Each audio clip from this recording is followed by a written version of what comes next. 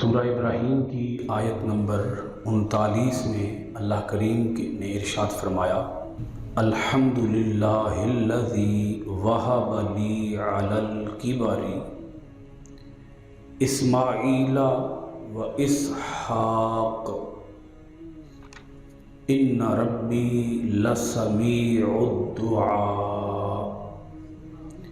حضرت ابراہیم علیہ السلام یہاں اللہ کریم کی بارگاہ میں اپنے دو پیارے فرزندان کے حصول پر اللہ کی بارگاہ میں شکر ادا کر رہے ہیں۔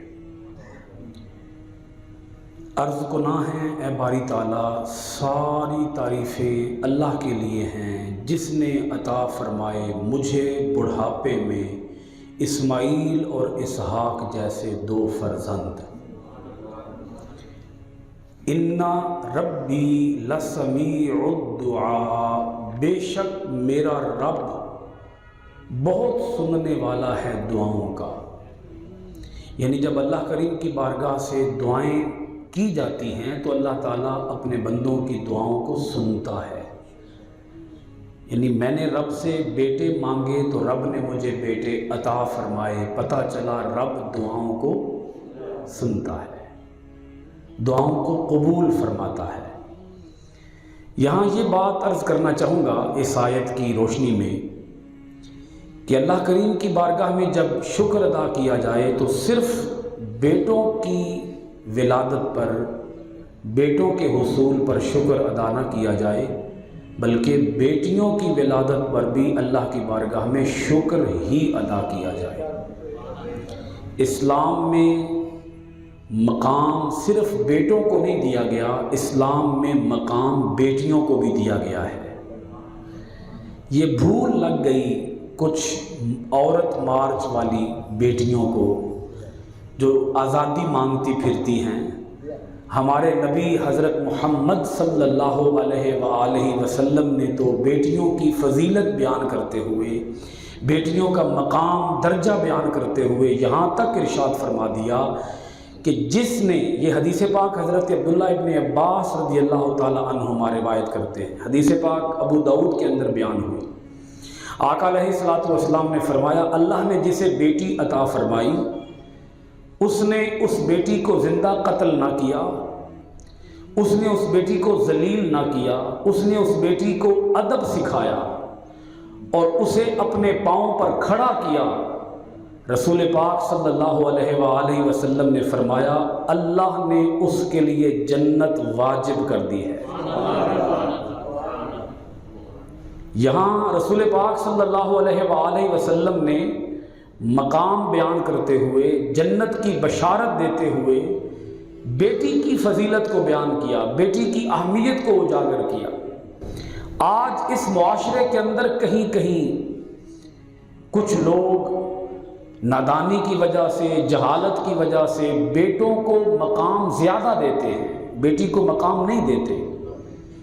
لیکن رسول پاک صلی اللہ علیہ وآلہ وسلم فرمایا، جس نے بیٹوں کو بیٹیوں پر ترجیح نہ دی بلکہ دونوں کو برابر مقام دیا، اللہ نے اس کے لیے جنت لکھ دی ہے، اللہ نے اس کے لیے جنت واجب کر دی ہے، اللہ اسے جنت عطا فرما دے گا۔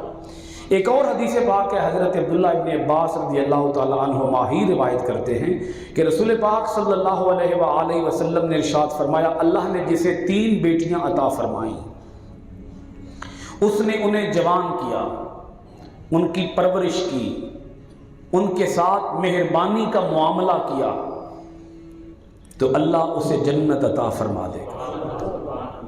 اللہ نے جسے 3 بیٹیاں عطا فرمائیں، یہ سن کر وہاں موجود ایک صحابی نے رسول پاک صلی اللہ علیہ وآلہ وسلم کی بارگاہ میں عرض کیا، یا رسول اللہ صلی اللہ علیہ وسلم، اگر کسی کی 2 بیٹیاں ہوں تو پھر اللہ کیا اسے بھی یہی اجر عطا فرمائے گا؟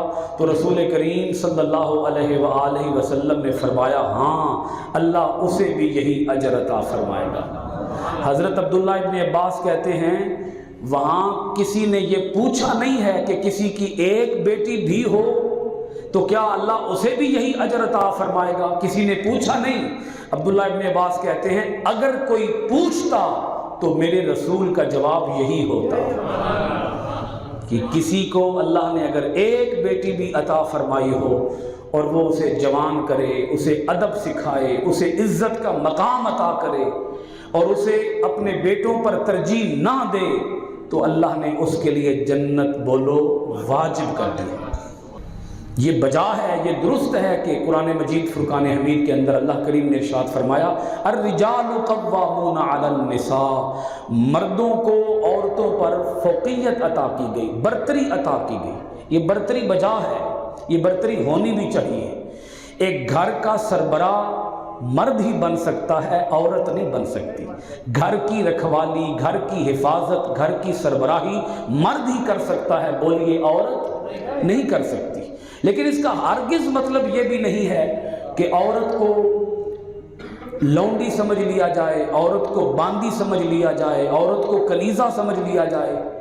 رسول کریم صلی اللہ علیہ وآلہ وسلم نے منع کیا ہے اپنے بیٹوں کو بیٹیوں پر ترجیح نہ دو، بیٹوں کو بیٹیوں پر ترجیح نہ دو، انہیں برابر کا مقام دو۔ ایک عورت کے لیے وراثت کے اندر والدین کی طرف سے بھی حصہ ہے اور شوہر کی طرف سے بھی حصہ ہے، یعنی اسے حصہ ملے گا، بولیے والدین کی طرف سے بھی اسے حصہ ملے گا، شوہر کی طرف سے بھی۔ اور کون سی آزادی کی اس عورت بات کر رہی ہے؟ عورت مارچ والی عورت، اور کس طرح کی آزادی چاہتی ہے، جبکہ اسلام نے تو ہر طرح کی آزادی عورت کو عطا کر دی ہے۔ مثال کے طور پر جب نکاح ہوتا ہے، نکاح کے اندر ایک کویسچن ہوتا ہے، 3 بار کویسچن ہوتا ہے۔ پہلے ہوتا ہے لڑکی سے، بعد میں ہوتا ہے لڑکے سے۔ ترتیب دیکھیں نا، اسلام نے ترتیب کیا بتائی ہے۔ ایک ہی کویسچن ہے کہ تمہارا فلاں کے ساتھ نکاح کیا، اتنے حق مہر کے عوض روبرو گواہان کے واسطے حلال زوجیت کے فلاں کے ساتھ نکاح ہوا، کیا یہ نکاح تم نے قبول کیا؟ یہ جو کویسچن ہے، یہ کویسچن مرد سے پہلے نہیں ہو رہا، بولیے پہلے کس سے ہو رہا ہے؟ عورت سے پہلے ہو رہا ہے۔ عورت کو آزادی حاصل ہے کہ اس پر کوئی جبر نہیں ہوگا، اس پر کوئی ظلم نہیں ہوگا، اس کو آزاد ماحول دیا جائے گا کہ اس آزادانہ ماحول کے اندر رہتے ہوئے وہ اس سوال کا جواب دے، سوچ کر جواب دے، سمجھ کر جواب دے، غور و فکر سے کام لے کر جواب دے۔ ٹھیک ہے جی؟ جب وہ جواب دے تو اس وقت بغیر سوچے سمجھے جواب نہ دے، کیونکہ وہ قبول کر رہی ہے عمر بھر کے لیے، قبول کر رہی ہے ساری زندگی کے لیے۔